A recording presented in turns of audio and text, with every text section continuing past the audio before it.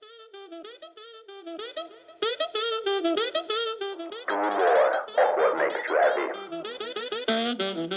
yourself positive. Just another mindset. Hello, friends, and welcome to a new episode of the Just Another Mindset podcast, the show that inspires you to change and live a more exciting life. My name is Ishmael, and each week I bring to you a relevant conversation, message, or topic that will not only entertain you, but help you to change towards a more meaningful and satisfying life, individually and collectively. Let us get inspired and embrace collective changes for the better. In today's episode, I talk to David Wortmann, the founder and managing director of DW Eco, a leading strategy, communications, and policy consultancy in the field of cleantech, sustainability, and future technology, based in Berlin with field offices in Brussels, the US, South America, and Australia. David has been promoting the introduction and development of new business models and technologies for a green economy at the interfaces between industry, politics, and public for around 20 years. David is also the initiator of the Eco Innovation Alliance, a B2B network of the most important cleantech startups from the German-speaking region. David is also the host of the Deep Dive Cleantech and the Let's Talk Change podcast, both of which I'm an avid listener myself, and therefore I'm super excited to share this episode. We talk about cleantech and sustainability. We elaborate how business, economy, and technology can be key towards sustainability when combined properly. We talk about how we can turn facts into actions, and we discuss the impact of positive tipping points. We take a closer look at renewables and discuss ways how we can speed up and accelerate sustainable technologies like wind, solar, and hydrogen. David shares success stories and promising industry and technology trends, and we evaluate different driving forces around the world. Recent numbers prove that we are completely missing the CO2 reduction targets, and we talk about what we can do to turn that around. One of the main bottlenecks of the climate crisis is people. And we talk about motivation, we talk about how to find the right job, and we talk about how to make a change yourself. And with that, I think we are all set. Welcome, David, to the Just Another Mindset podcast. And I'm very excited to have you on board today. And my first question would be, how do you feel today and what is on your mind? Wow, that's a broad question. Hello, first of all. I'm feeling pretty good, to be honest. And what's on my mind? I mean, of course, being based in Berlin these days, we all think a lot around the geopolitical situation in Europe, the Russian war against Ukraine. What are the consequences deriving from that?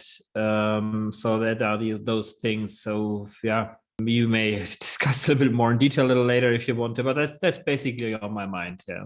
And you just mentioned that you are based in Berlin. Could you enlighten us a little bit? Is there something like a typical day for you and how would that look like?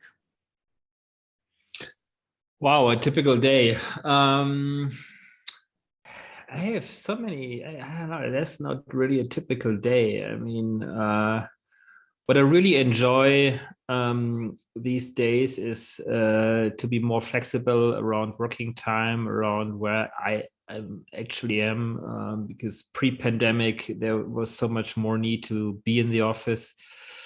And it's much more flexible now to meet people online, to meet people on different physical locations as well.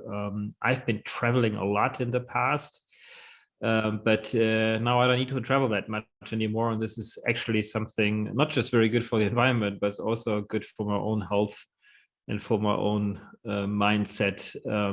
Because if you, look back at those days, you spent so much time on train stations, obviously, unfortunately, also at airports. so much downtime, and it's a lot more quality of life, to be honest, now.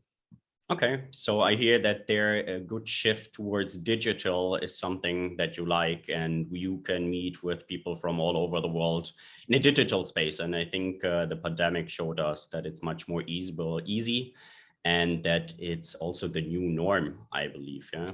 Yeah, absolutely. Though there are also some challenges tied to that, because if you only meet people online, there's after a while a certain need as well to meet people in person, which is important. And we, in fact, our company is changing to a digital first model currently, but a physical second model. So from our mindset, from our DNA, we turn to 100% digital company, but we have physical spaces where we meet, which are our own spaces as well.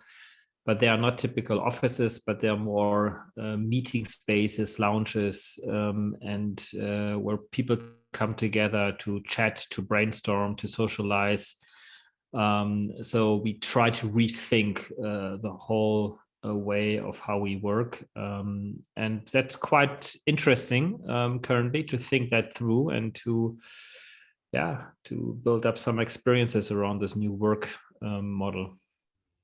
Out of curiosity, how big of a company are you working with, or are you managing, and how many locations are you looking? You said Berlin. Do you have different locations in Germany? Do you have locations in Europe? How often and when do you guys get together and meet?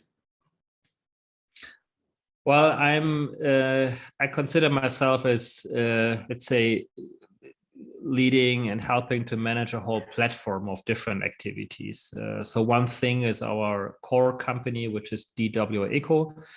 With DW Eco, this is a consultancy. We help companies to understand clean tech. We help politicians to understand good policies to speed up the acceleration and deployment of clean tech.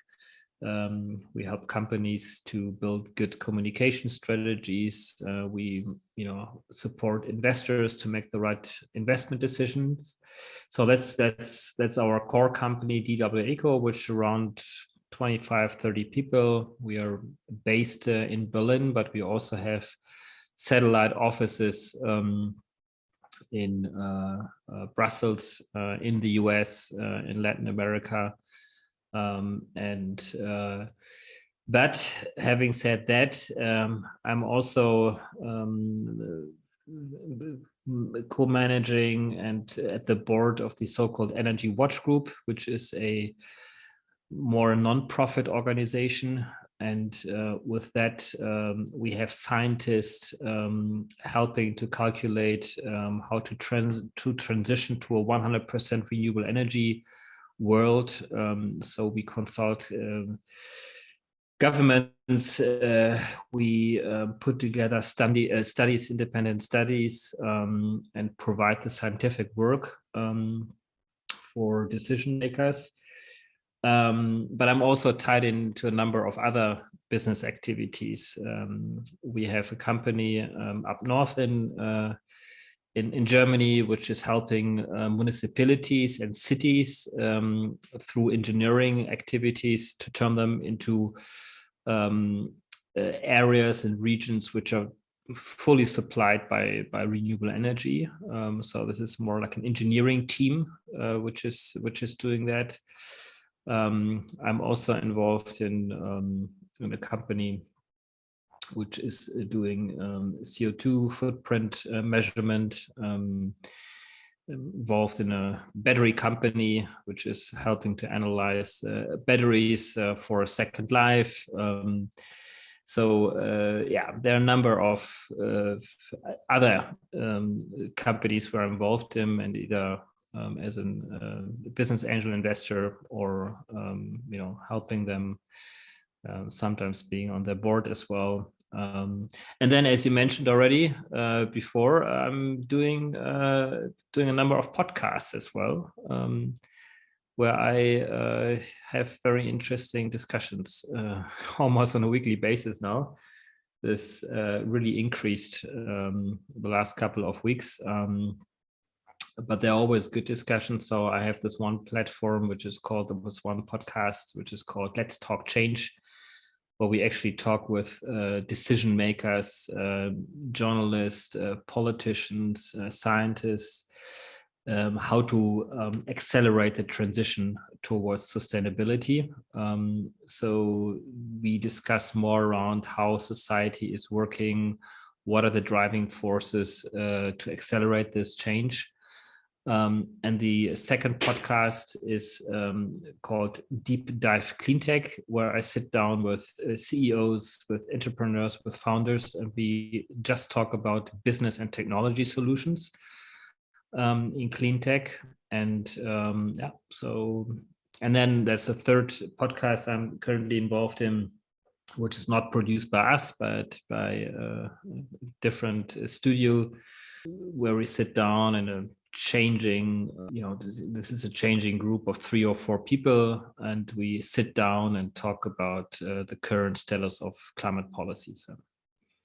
Okay, very interesting. The third of which I did not hear about yet. The first 2 podcasts, I'm an avid listener myself. And as you just described, it sounds like there is no typical day in your office life. And that was part of the beauty preparing for our conversation. I really appreciate, and yeah, it's astonishing how many different projects you are pushing forward, and it is very interesting to see all the good causes that you do. And you just opened quite a few doors of topics that we would be able to go down for. And I would like to open the first one, and that is clean tech. Clearly one of the biggest topics on your desk at the moment, but not only in the moment, but it's been there for quite some time. So if I'm not mistaken, you really started dealing with clean tech in 2001, which is probably, it was a very different environment than what it is right now. But maybe to start at the basics, what is clean tech and what is it not? There are probably different proper definitions out there. Sometimes people talk about climate tech, others say green tech. We talk about clean tech. Are probably interchangeable, those vocabularies. There are different definitions by it as well, but the way how we define it, or what we like, is we would like to support and help technologies and business models, business innovations, which have a positive impact on environmental topics. And one of the biggest environmental challenge of our time is the climate crisis. So the main technologies we put our heads around are renewable energy, how to speed up the acceleration of renewable energy, how to speed up energy efficiency, how to use and develop new technologies in the mobility space. And these are not just new technologies like electric vehicles or something like that, but also the way how we actually are moving from A to B. Ride sharing, car sharing, public transportation, and these sort of things. And then circular economy is also a third very big topic for us, where we look at technologies and business models which help us to organize the way how we do business, industry, how we organize the material flow in a more circular way. So instead of wasting it, using materials and bringing them into a circle. And so that's what we are focusing on. There are a lot of additional topics underneath it, like storage technologies, grid technologies, hydrogen, which can transform green electricity into different products. So this is how we deal and how we support and how we define clean tech. And how long have you been passionate about clean tech and the environment, and why or how does it drive you personally? I think I was always very cautious around the environment. Not that much on a personal level. I mean, I always try to be as environmental friendly as possible in my consumption behavior, but the motivation and how I started to look at it very, very early on is that I realized the obvious, that we just got this one planet. The older, the more experience I get, the more surprised I am that even very intelligent people are not grasping the situation we are in. In our sun system, there's just one habitable planet, which is planet Earth. All the other planets are not habitable for us. The next star is I don't know, it's probably around 10,000 years away with current rocket technologies. And there's not even a habitable planet. So it's like we are we're in a very lost situation. So we really have only this planet. And this is where actually my situation and my motivation came from, is how can we actually keep this planet for our children, for our grandchildren. And even I think this is something we increasingly have to add even for our own generation today, because we see a lot more and more places which are not habitable anymore on our planet. This is where my motivation came from. And the second element, the second driving force, was that I thought, well, it's good to ask for strong environmental and climate objectives, but it's not enough. I've also seen the need for politics to change. I've been, working the last 20 years around the political arena. So we need to have these changing political frameworks as well, but even that is not enough. At the end, we need people to consume differently, which they won't do automatically, because usually you don't have the set of information you would need in order to sustainable consume. But you need also have technologies and business models ready. And this is why I very early decided that business, the economy, and technologies can be key towards a sustainable development. I mean, industry, technology, and business models is not the only driving force, right? There are many other driving forces out there as well, but we cannot leave it out. We need to have different ways of how we are producing energy, of how we, move from one point to the other point, etc. So this is why I said, well, let's make that functioning in a way. So for me, business and technology and money investments is a mean to get to a more environmental friendly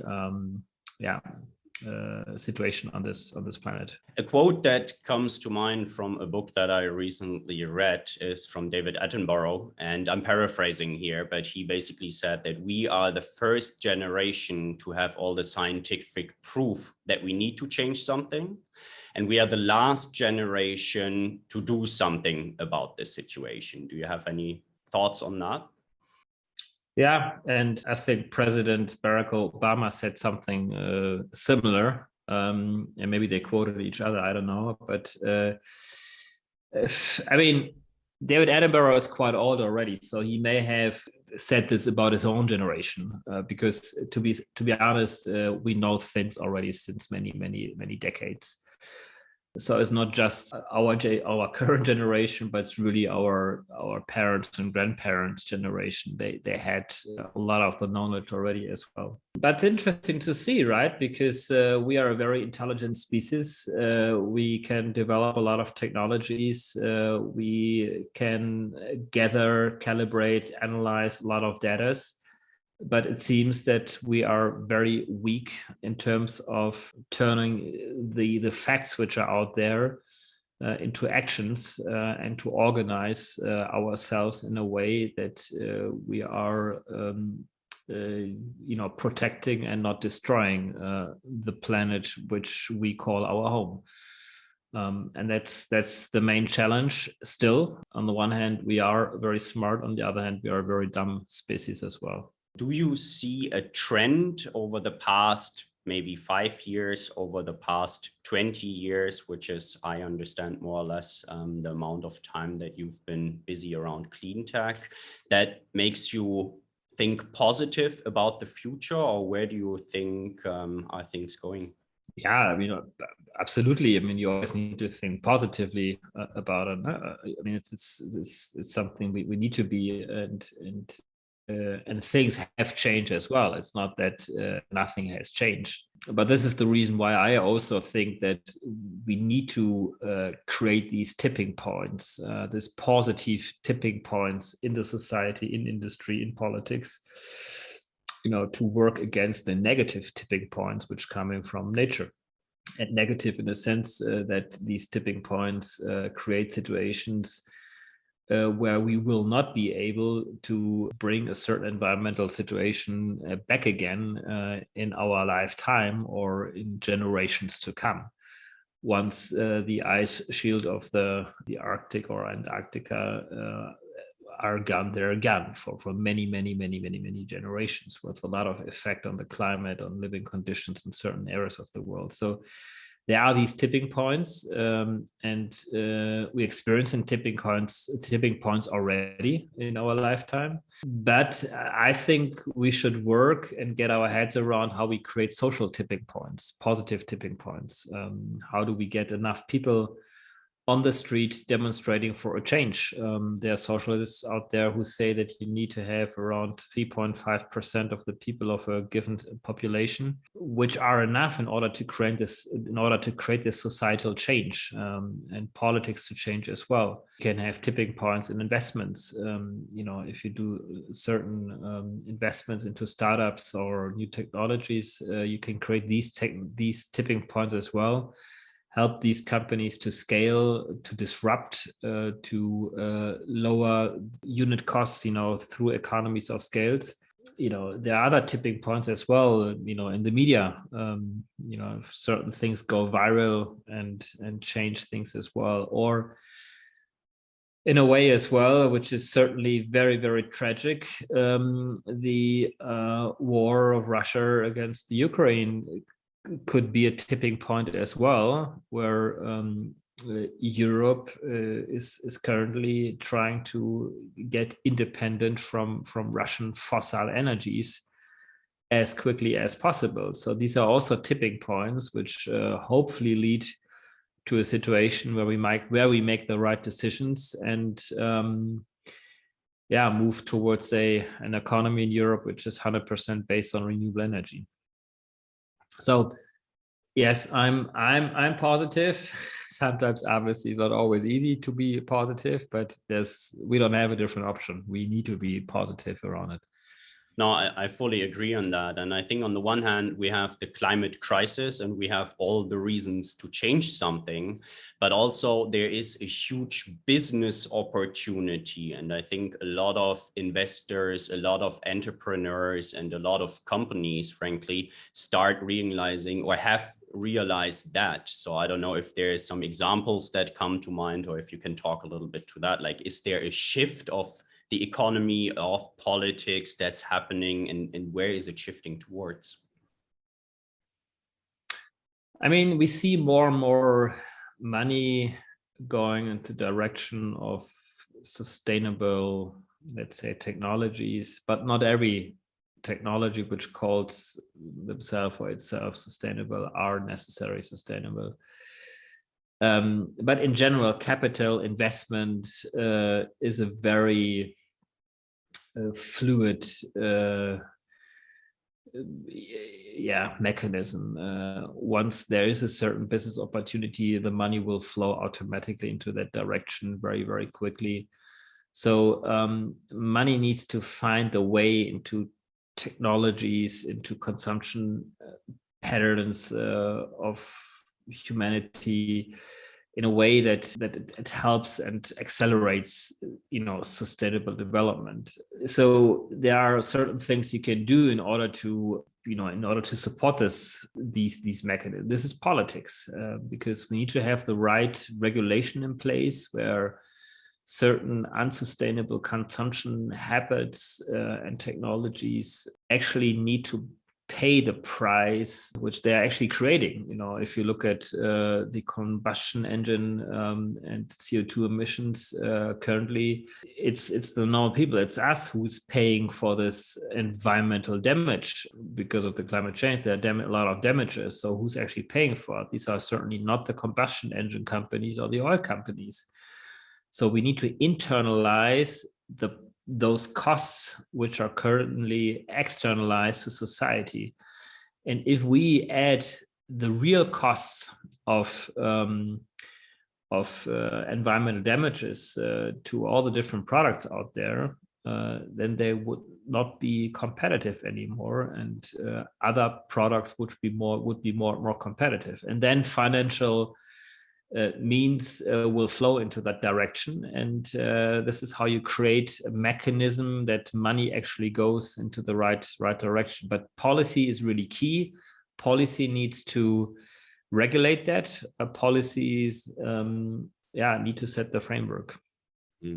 And you probably wouldn't even have to go back and charge those companies for historical damages. But even if you would start today to incorporate the costs of what is done to the environment, a lot of companies, a lot of business models would not be competitive anymore.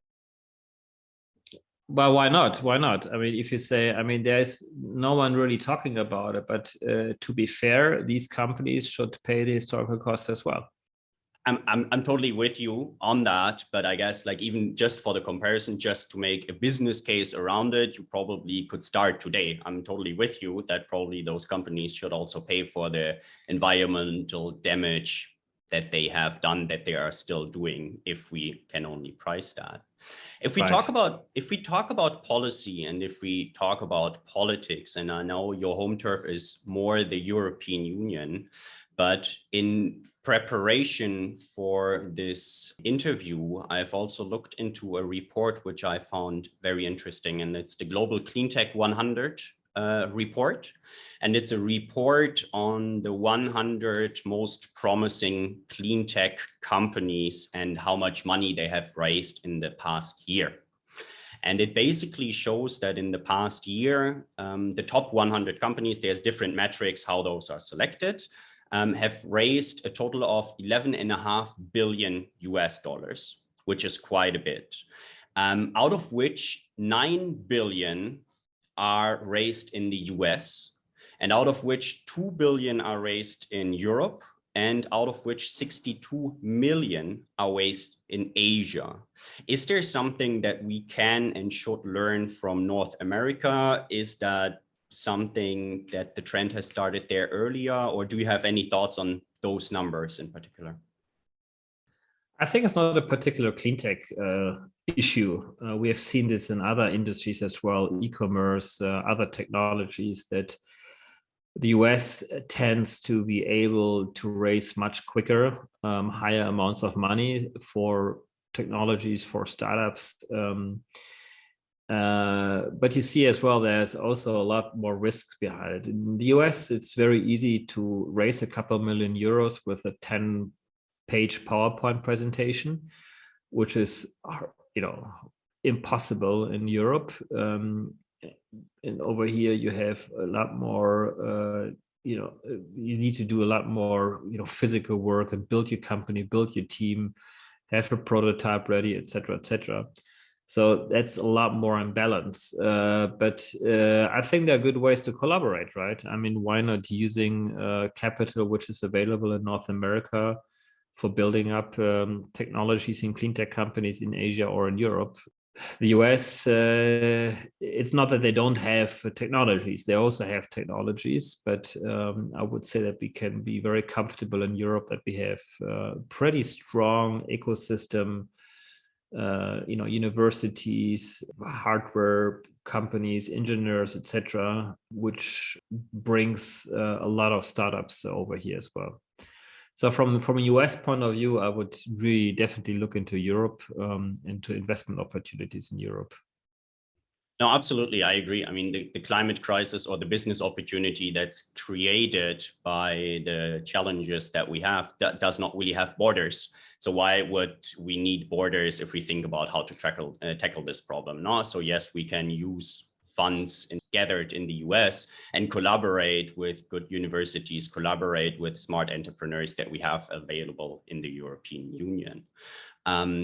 Another detail that I found highly interesting is that roughly 41 out of those 100 companies, which makes it 41%, are in power and energy, and another 20 companies are in agriculture, which makes 60% for those big sectors.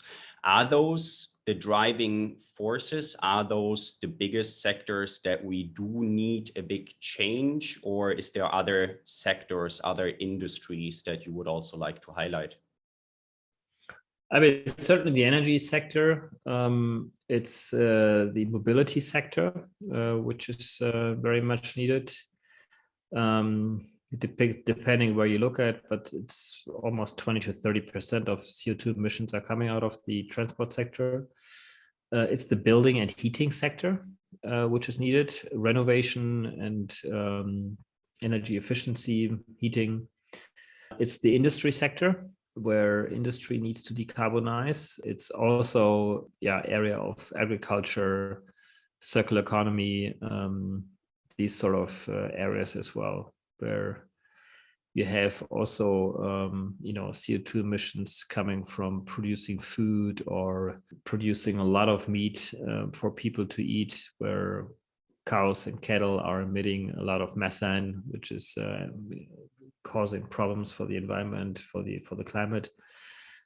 So these are probably the main areas. Do you have, if we talk about the different industries, do you have some success stories or companies or technologies that come to mind that you are especially excited about in the upcoming 2, 5, you choose your time horizon years? We need to have a whole set of different technologies. It's not just one technology which is helping us. And by the way, we also need to change our consumption. We need to think more around lowering our consumption level as well. So we should not do the mistake and put all our hopes into technologies, because otherwise we will not change the way how we think, the ways how we are consuming. So having said that, obviously we need to speed and accelerate the deployment of renewables. There's still a lot more potential out there. We have gone quite a nice way already. Costs were lowered in solar and wind in particular. They're very much cost competitive, but they still need to increase their deployment rate. Its storage technologies is hydrogen, green hydrogen, which is needed in certain areas in order to decarbonize aviation, for example, or the chemical and steel and industry. I think what's also quite exciting and interesting to see is how we organize the way how we live and how we organize the material and people flow, where we will down the road hopefully go more into sharing things, sharing assets, utilizing existing assets a lot more efficiently. If you look at the car, for example, if you look at flats, buildings, that you share them a lot better. So minimizing or reducing the use of materials per capita. And digitalization plays a big role in that as well, because we are moving from a very central organized system where a few nuclear power stations, a few coal power stations are running the whole electricity system of a country. Or if you look at the current situation where just Germany is depending more than 55% on Russian gas, 50% of Russian coal, and 30% of Russian oil, petroleum, that shows you how that we are not really diversified and that we are very vulnerable through that because of that situation. So we are moving more into a very decentralized situation where we don't have those few coal power stations, but millions and millions of solar power stations. And where we also need to tap into the potential of demand side management. So managing the way, how and how much we are using in energy.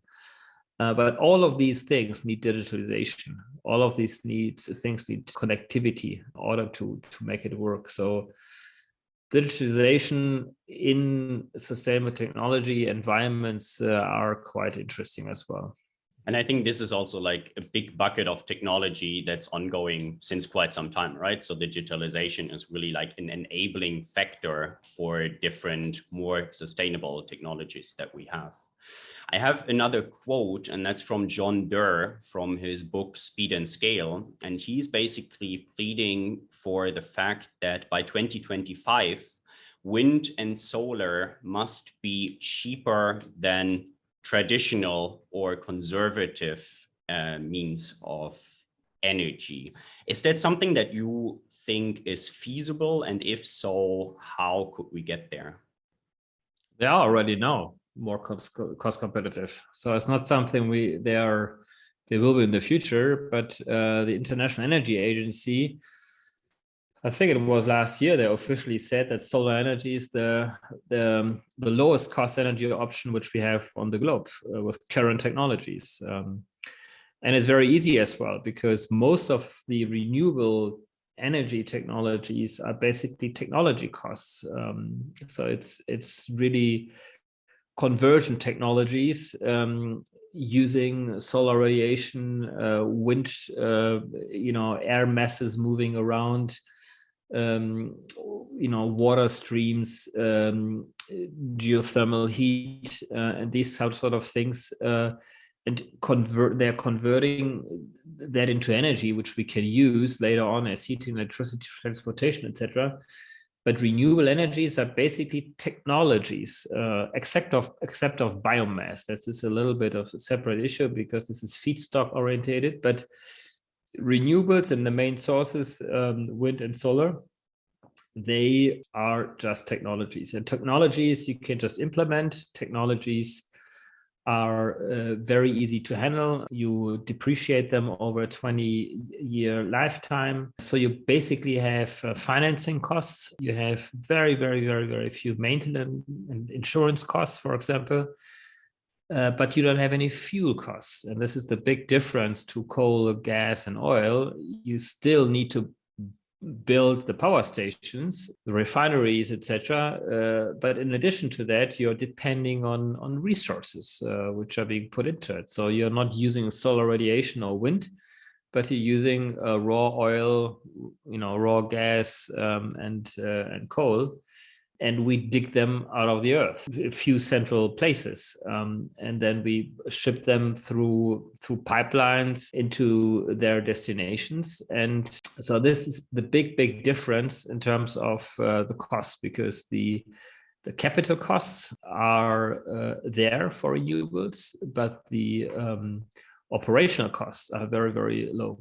And for conventional energy, you still have the capital cost for the power stations, for example, but you still have very high operational costs. And if we are looking into it very straightly, we should also, as I mentioned a little earlier, we need to internalize all the external costs which fossil fuels are creating. So, the price of coal and gas and oil should be a lot higher. And in some parts on the earth and in some nations, we have built up emission trading systems for that. So the use or the ability to emit CO2 emissions is kept. And if you want to do more, you need to buy a certificate, and somebody can sell the certificate if they are able to lower their CO2 emissions more quickly. In principle, renewables are already a lot more cost competitive than fossil energies. And you talked about decentralization already quite a bit. And if we talk about different countries and different areas, how well or how poorly do different countries, and you may or may not choose the ones from Europe, or you may look at it on a global scale, working together already on different initiatives? Do you have any thoughts on that? On developing countries? Well, on how well is developing and industrial countries, how well are they working together? I mean, depending on how you define developing countries as well, right? But we have already quite substantial use of renewables in certain areas on the globe. In India, for example, which in Africa, in China. So it's not that just Europe or Germany have done something. It's also in our other areas on the globe, and mainly I mean, there's sometimes different drivers as well why they are deploying renewable energies. If you look at the Maghreb region, Northern Africa, for example, there's such a dynamic and growth of population. So they have the need for renewable. They have the need for energy. They need to have energy. So it's much quicker for them to build the solar and wind power stations instead of a coal or gas power station, because the latter ones take a lot longer to build up.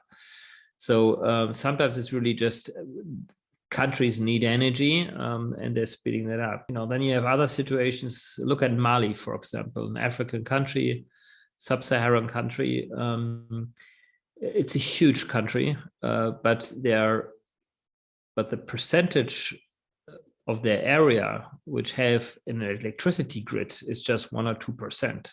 So, and then you look at industrial countries, you have they are probably more the driving forces of climate, and there's a different game, because they are much more competing with an existing energy market. So we have different driving forces in different situations across the globe. Okay. And how do we combine those driving forces, or is that something that's even needed or required, or is it fine that people or countries have a different cause as long as they go for a similar result? Do you have any thoughts on that? I mean, you always need to consider the local situation. The resources are differently. In some areas you have more wind, in some others more solar. Some areas are more densely populated, some others have industry, some others they don't. So all of that you need to take into consideration. I mentioned before that I'm also sitting at the board of the Energy Watch Group, and a couple of years ago we did a study, which was the first study its kind, showing that it's possible to move our global economies towards 100% renewable energy.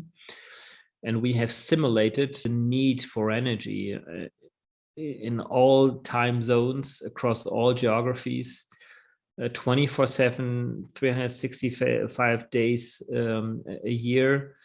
And we have modeled and simulated it down to 1 hour. And the conclusion was, it was a big calculation effort, with a lot of computer power behind it. But the result was, yes, it is possible to move towards a 100% renewable energy powered world. And it's also going to be cheaper, that world, than the world we are in today. So that's the good news. We can even save money if we do this fuel shifts. I don't know, out of curiosity, if you have those numbers or not, but how much of a capital invest or how many years are needed to move to this 100% renewable powered planet Earth? Is that something that you considered in this study? Well, it depends on us, right? Because we should move, and in principle we would be able as well to move very quickly, but this all depends on ourselves, whether we make the right decisions. in politics, and whether we are ready as a population to accept a changing landscape, for example. So this all depends on us. It's a lot of things are man-made. Physically, it's possible. From a technology point, it is possible.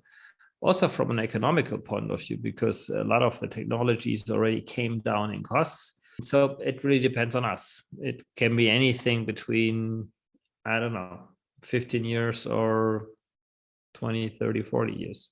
It should be done very, very quickly, because if you look at the IPCC, the World Climate Reports, which just came out, the second part just came out a couple of weeks ago, and it made clear again that we are totally missing the CO2 reduction targets.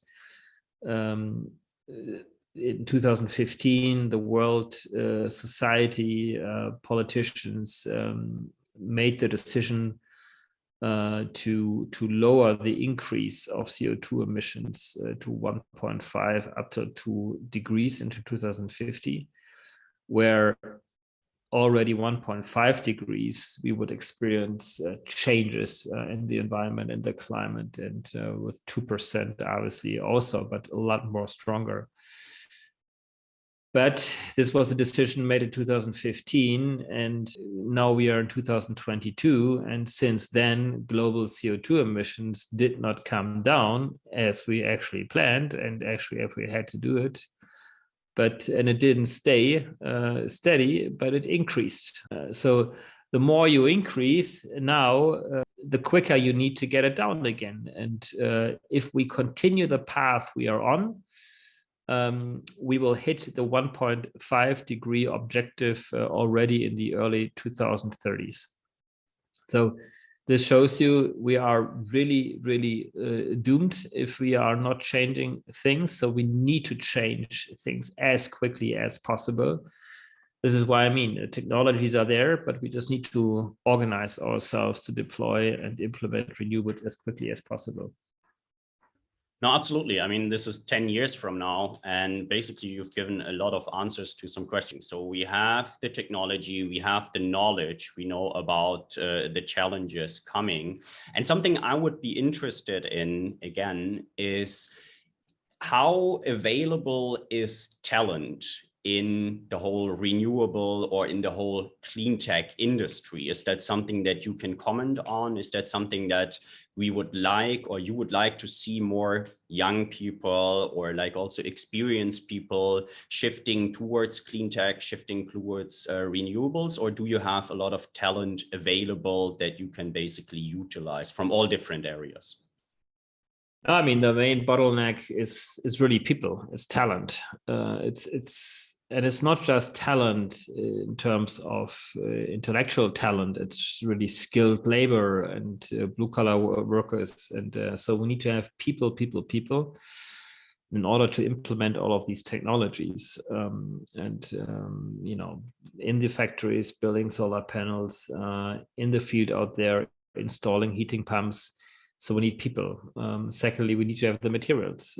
We need to have the materials and the factory capacities ready in order to serve the market. So it's less about financial support, as we discussed earlier. Finance investments will go automatically into that direction if there's a turnover of investment there, but there's a lot of potential for people moving into that sector, right? If you shut down the whole coal industry, you can also utilize those 20,000, 30,000 people. No, absolutely. And let's drill down on the people topic a little bit. How would you motivate talent, not only intellectual talent, blue collar, white collar workers, or humans to move into clean tech and to move towards more sustainable business models? Obviously not everybody should move into technology and clean tech, etc. But I think from a principal point of view, it's always good if you start a thinking process for yourself, where you think, where is your dedication, where's your heart, where are your emotions, what do you like? I mean, I think this is really the basis. And if you have that, you probably would already have a number of options of things which you could do. Then the second layer would be that you look at it, of all of these things which I like, where do I also will have an impact for others, a positive impact, obviously. Where can I actually, make a difference, a positive difference for other people? And if you have that layer also figured out for yourself, then you could start thinking about, well, okay, what am I actually going to do? And so there are many, many options to do that. And then you're automatically good. Then you're automatically, growing. Then you're automatically driving and striving for something. And then you also would be most likely be able as well to pay for your living, maybe grow financially around that as well. But this is something which you should really, really put last, I believe in, because this would come automatically in a certain way. And because this is also shown that people, if they start just thinking around where do I get the most money, then they will probably most likely not succeed with their career plans. Yeah. A question that comes to mind, I don't know if you have better insights than I do, but I just try to remember back of my educational system, I want to call it, and how much we talked about climate change and the challenges coming. And at least back then, it was not as much of a topic. It was not a big topic. And that's true for my high school, but that's even true for my university's bachelor's and master's. So is that a topic that's currently being discussed, or is there something that you would also like to change at an earlier age in terms of the educational system, that people become more aware before they even enter the job markets? Do you have any thoughts on that? Well, I think it really goes down to the basics, and it really, I think every human being, every child should be educated as broadly interdisciplinary as possible. And I think no one should start focusing too early on certain areas. And it's not really about the intellectual skills, which are most important, but it's really around the emotional skills, the social skills, empathy. These are the things which also sets us apart from machines, which sets us apart also from the rest of our coexisting, living beings. And a huge skill set really is if you are able to identify your own need, if you are able to identify the needs of others, and if you're able to put things into connectivity, and not just look at things too focused, too let's say detailed, because the big risk here really is that you are not seeing the bigger picture anymore. And I think this is really, really important, that when you start your education or when you educate children, I think, and this is just my personal view, this is not, I mean, I didn't study any educational subjects here, but I think the ability to put things into perspective, to put things into connection is very, very important. And then driving your own motivation out of that, recognizing patterns, I think is very important as well. And out of these patterns, you can also create narrative and stories to bring others behind a certain idea, for example, as well. And then if you have this, then you can, anytime you can put down your head and focus and try to build your own skill sets around certain topics, whether it's be coding, whether it's be, I don't know, any other things. But I think we need to have this very interdisciplinary way and different perspectives looking into things. It really helps to get experiences through other cultures. It's very important that you're not only looking into numbers and mathematics and engineer skills, which is great, obviously, but it's also very, very important to have a certain skill set around literature, around politics, history.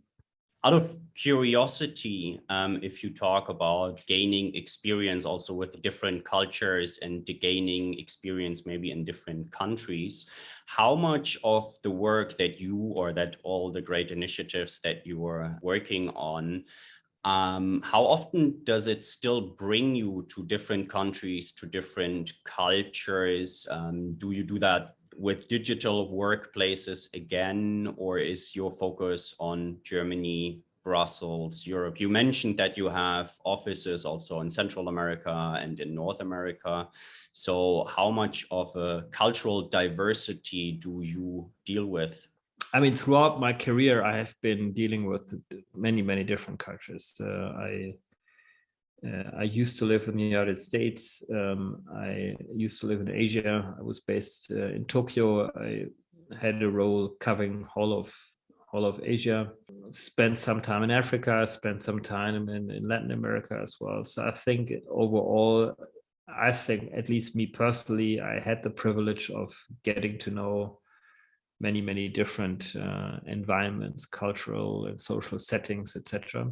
Currently, it's a lot more Europe and US focused, and it's less Asia focused. But yeah, it's totally fine. This may change again. I don't know, but this is how things have developed the last couple of years. Yeah. Absolutely. And that may or may not change, and that may or may not have to change. I mean, it's perfectly fine if you put a focus somewhere, I believe, right? Yeah, and it's not really that strategic, right? It's not that I say this is it's more like where opportunities are coming from and the time you have to deal with things, and yeah. Where there is the biggest need and where you can solve it with all the great initiatives that you're doing, David. And yeah, I want to appreciate you for all the good things that you are doing. And I have a couple of questions that I ask each and every of my podcast guests. But before we go there, we've touched ground on a lot of topics. I think it is a very interesting conversation already. But is there something that we didn't talk about today that you would like to talk about? Is there something that you would share with the audience before we go into some other questions of mine? Go ahead. First question, David, I have is what influenced or motivated you in the past week? It's Friday now, so let me think. What I have to think through my whole week. I mean, what motivated me? I think springtime, actually. I mean, the weather was quite nice, so this really motivated. I try to spend as much time as possible outside, so this gave me a lot of motivation. Yeah, we had quite some nice sunshine in the beginning of the week. Yeah, no, that really motivated me, and also between all of these calls and discussions and writings and phoning and emailing and texting and podcasts, etc., doing some sports is also quite motivating for me as well. Absolutely. And I think it's a very beautiful habit to combine the two, good weather and sports. I don't know if you do sports outside, but that's something. No, I always this independently of the weather, whether it's snowing or raining, I always try to do it outside. Yeah, I hardly do anything inside. And it seems like that's something we do share, because for me, it's also not so much about the weather, but being outside and having the fresh air. Wonderful.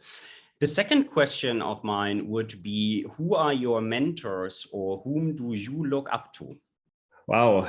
I could not name you any particular mentor or somebody who I'm looking up to. This one single person but of course I'm always looking around. I'm always keen to learn. I'm always happy to meet new people, to learn from others, learn from certain situations. So people and situations are both good settings of getting mentored, learning things and everything. I mean, it can be somebody a lot younger than me. It could be somebody a lot older than me. It can be a peer. But I'm always very keen to learn. This is what I can say. It sounds like, and there's a great interconnectivity of things and of people. I love it. Very, very great. And my third and final question would be, I call it the alien scenario or the three truths.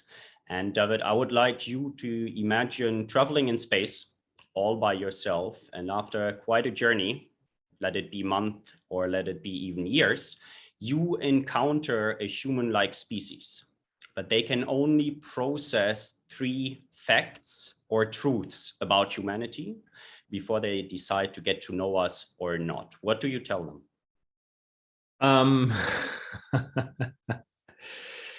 That's a good question. What immediately came to my mind was that I would show them that we are a very emotional species, very social species, which I think would be very special. But on the other hand, I could not give too many proofs. If you could look at the current world situations. But on the positive side, I would just say that there is a great species out there, which is able to put things into connectivity to each other, which is able to tell stories and narratives which can be inspiring. Yeah, so that's certainly one thing. And maybe the second thing is that, I hopefully can say one day that we try to work and live in sync with our natural environment. We certainly don't do now. We may even need some help from the outside world. I don't know. But I would wish to say that we are able to organize as in a way that we are not destroying our own living conditions.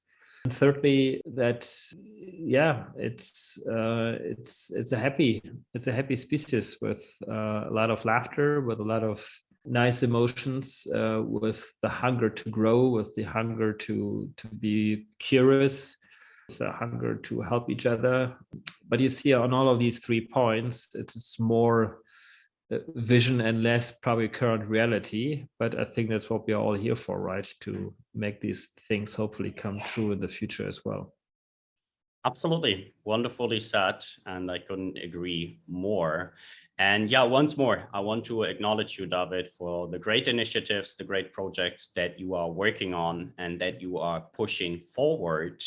And before my final thank you, I would like to ask you, I will obviously link to all the different initiatives that we've discussed earlier in the podcast speaker notes, but how can people reach out to you? How can people find out more about you if they want to do so, which I'm sure they do? They can go to my LinkedIn profile. So it's David Wortmann. And they can obviously also go into our webpage, and there are a lot of contact details there as well. And they can find me on Twitter. They can find me on other social platforms as well. And if you link them in your podcast, then I think there are ways to reach me if there's somebody who's interested in. Absolutely, I will do so. And David, with that, a warm thank you. That was a very interesting and great talk. And yeah, thanks for being a guest on the Just Another Mindset podcast. And I'm looking forward to be in touch. Thank you very much. Bye-bye. All right, thank you. Bye-bye. If you enjoy this podcast and learn from it, please feel free to share this episode with a friend or two, and make sure to subscribe to the Just Another Mindset podcast on YouTube, Spotify, and Apple Podcasts. If you're listening on Apple or Spotify, please use the next 10 seconds to give the Just Another Mindset podcast a rating, and know that you will help me to create more meaningful content like this, and also that it will help other people to find this content and get inspired as well. If there is any future topic or guest that you would like to hear more about on the Just Another Mindset podcast, please let me know by leaving a comment on YouTube or sending a mail directly to contact@ishmaelwondergarten.com. And if nobody told you lately, be reminded that you are worthy, you matter, and you can achieve anything.